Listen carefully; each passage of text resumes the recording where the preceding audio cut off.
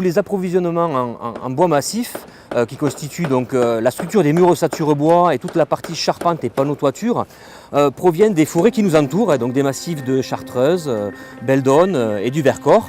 Donc on est vraiment sur des circuits d'approvisionnement et de fabrication hyper courts que permet la filière bois iséroise, et ça c'est vraiment une grande force de notre filière.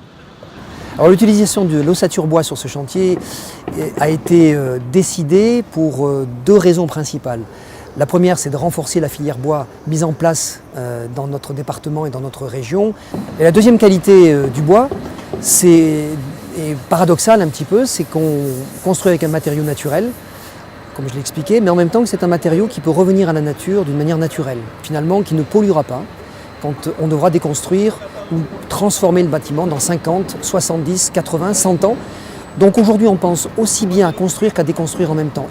Donc aujourd'hui ce chantier en est à la fin de sa première phase, c'est-à-dire la construction en béton de tout le sous-bassement principalement.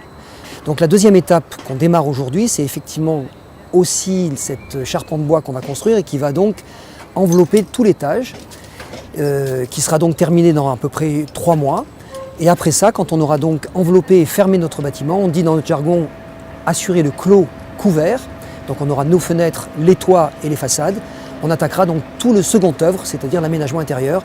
Et on terminera donc le chantier autour d'octobre. Mais on aura encore 2 à 3 mois pour réceptionner et faire les aménagements intérieurs. Donc ouvrir le bâtiment au public et aux enfants en janvier. Donc on a monté des effectifs qui est déjà visible dans l'école actuelle, l'école Jean Massé, où on a doublé le nombre de classes en 3 ans et on s'attend à ce que cette évolution soit beaucoup plus forte. Donc on a prévu une école de 14 classes, 9 classes élémentaires et 5 classes maternelles. Et donc c'est la première nécessité, c'est d'accueillir correctement les enfants qui habitent dans le secteur. La deuxième nécessité, c'est d'avoir une école qui soit faite vraiment pour un usage scolaire, périscolaire, extrascolaire. Et donc le troisième point, c'est la qualité environnementale du projet, parce que la ville, elle est prescripteur au niveau de l'ensemble des acteurs du territoire, mais elle doit être aussi exemplaire quand elle est maître d'ouvrage. Donc Vincent Christo, je suis adjoint au maire chargé de l'urbanisme et de la transition énergétique. Alors pour nous, la ville maître d'ouvrage des écoles, de son plan école, c'est l'occasion de mettre en œuvre des priorités de la municipalité.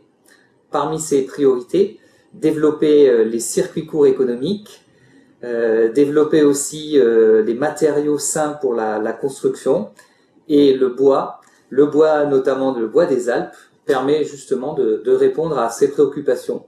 Il est donc tout naturel que pour une école, comme l'école Simone Lagrange, eh bien, le choix soit porté sur le bois des Alpes.